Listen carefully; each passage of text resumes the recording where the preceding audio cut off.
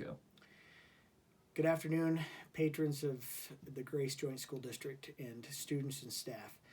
I wanted to visit with you a little bit today to talk to you about this upcoming week and upcoming weeks in our school district. Last Wednesday, our school board, in consultation with Southeast Idaho Public Health, determined that we were going to put in place a mask mandate for staff and students and anyone that are entering our facilities as we try to stem a spike in COVID-19 cases that we've seen in the last week.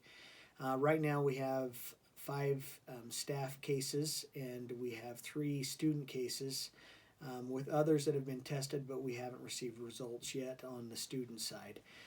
Some of our staff, 2 of our staff, will be back this coming week, so they've been in quarantine for enough time on Monday, and then others back on Tuesday. So we feel like we're getting through that as far as our staff goes, but we know that the CDC as well as Southeast Idaho Public Health are going to require that we quarantine for 14 days if we've been exposed, and also that we quarantine for 10 days after a positive test.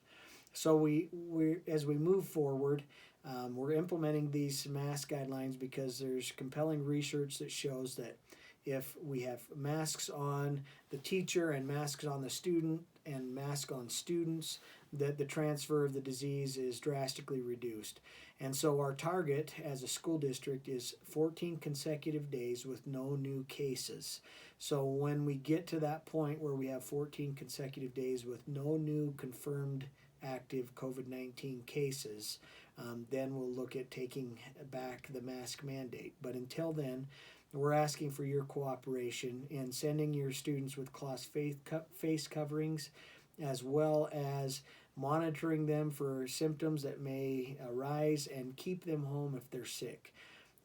As we continue to do this and as we continue to clean on our side, clean our facilities, I believe that it will only be a matter of a couple weeks, maybe 2 or 3 weeks, that we can reassess our situation.